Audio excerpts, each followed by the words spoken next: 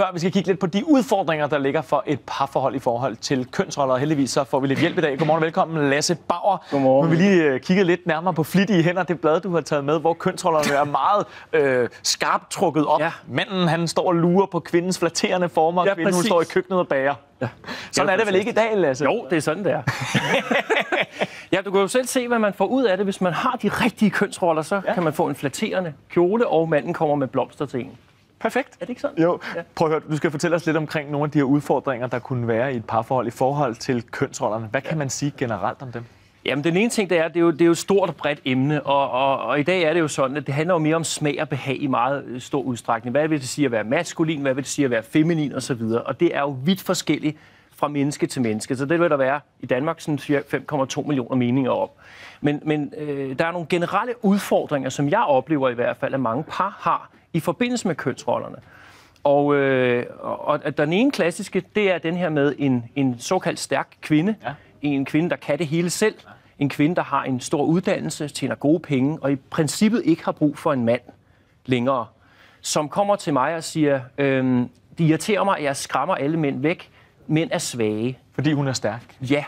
Det er den ene problemstilling, som jeg oplever rigtig ofte. Og den anden problemstilling, det er det, jeg kalder, hvad synes du-syndromet, som mange mænd lider af på den anden vej rundt. Hvor vi har glemt nogle af de, man kan kalde det for klassiske kønsroller, vi har haft igennem århundreder og årtusinder, og blevet meget mere midtsøgende i vores parforhold. Og de to ting i hver sin yderlighed virker ikke i parforhold.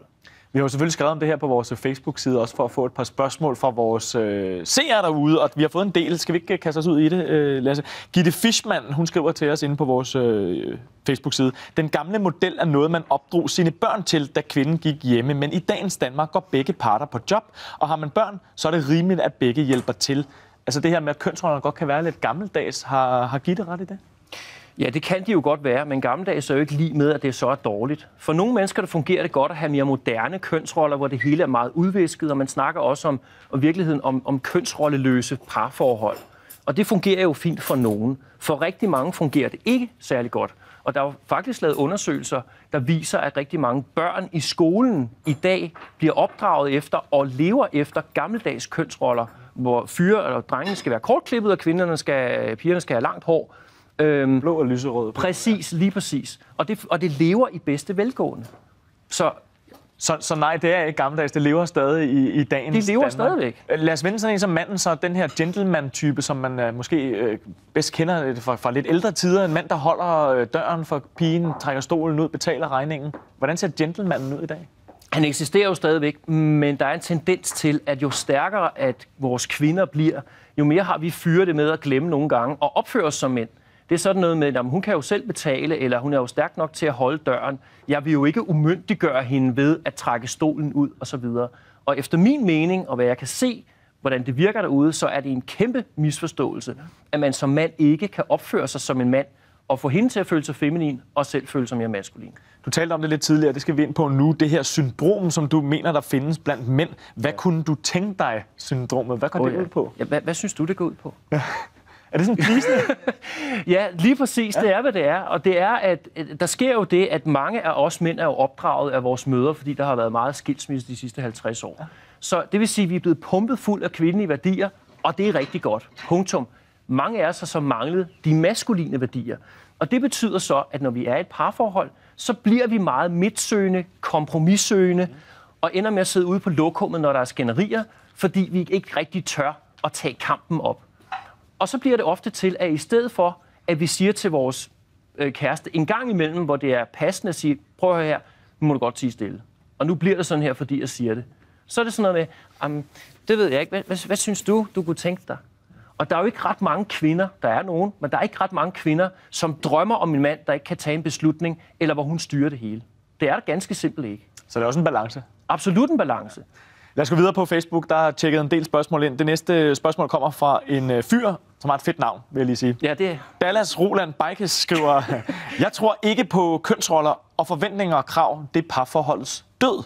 Ja. Kan faste roller og faste forventninger, kan det dræbe et parforhold? Det kan det jo godt for nogen, men generelt vil jeg sige, det er ikke, hvad jeg oplever. Altså, forventninger er rigtig, rigtig godt, hvis du afstemmer dem med din partner. Og du har jo fuldstændig ret i, eller han har jo ret i derhen, at kønsroller er jo også et sæt forventninger, man har til hinanden. Og vi har jo, uanset om vi ved det eller ej, så har vi jo nogle grundlæggende forventninger til hinanden. Vi har nogle behov, vi gerne vil have dækket af det andet køn. Så det lever bedst velgående, og nej, det er absolut ikke døden for forholdet. Kan man så ændre på sådan magtfordelingen i sit parforhold, hvis man nu har fundet frem til nogle lidt for faste kønsroller? Kan det på en eller anden måde sådan... Ja, det kan man faktisk godt. Det kræver, at man for nummer 1 er klar på, hvor er det problemet er henne, hvor trykker skoen i ens parforhold. Og så kræver det, at man er villig til at ændre på nogle ting hos sig selv. Og eksempelvis, som jeg sagde før, at man for eksempel som mand er klar til at sige, prøv at høre, hertil er jeg ikke længere, i stedet for at være konfliktsky. Og man som kvinde måske også bliver bedre til at sige fra der, hvor man skal sige fra. Og en sidste pointe, jeg lige vil lave omkring det der med...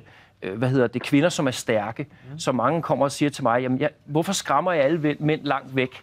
Så vil jeg sige til dem, jamen, det er jo godt nok, at du har egen bil, og du har et stort job, og du kan det hele, men vi mænd søger jo ikke en eller anden, vi kan tisse om kap med. Altså, det kan vi jo gøre med vores venner. Vi søger netop en, der er pendant til vores maskulinitet. Så et godt råd, det er, læg det der karrierekvinde og det der super stærke kvinde på hylden, når du kommer hjem. Og så prøv at være lidt mere feminin i stedet for. Så kan det være, at du opdager rent faktisk, at der er en masse fyre, der gider dig. Så vi mænd skal ikke være bange for de her stærke kvinder? Vi skal overhovedet være bange for dem, og jeg tror ikke, vi er det. Vi gider dem bare ikke. Der er rigtig mange af os, der går udenom. Hvor er det så kvinderne går galt i byen? Er det fordi, de netop, som du selv siger, tager det med hjem også, at det er konstant, at de har de her stærke, beslutsomme kvinder? Eller hvad? Ja, det korte og lange, det er, at mange mænd gider jo ikke at have en chef derhjemme. Altså, jeg synes, at det er fantastisk at møde en intelligent kvinde. Jeg synes, det er fedt. Men jeg gider jo ikke at have modstand hele tiden, eller føle, at jeg bor sammen med min chef. Men kvinden skal vel heller ikke lægge sig ned som en hundevalp, når hun kommer hjem? Overhovedet ikke. Slet ikke. Det er ikke det, jeg mener. Jeg mener bare, at vi skal huske på en ting, det er, at vi opfylder nogle behov hos hinanden i hinandens køn. Og hvis ikke vi er skarpe på at være forskellige, så opfylder vi ikke længere nogle behov hos hinanden.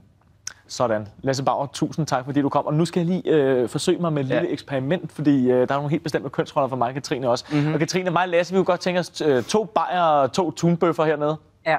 Hvad bliver det til? Hvad bliver det til? Vi skal i gang med et helt andet indslag nu, fordi vi har også nogle helt bestemte kønsroller hjemme hos mig, som måske ikke helt rimer så meget på noget af det, vi lige hørte der. Godt.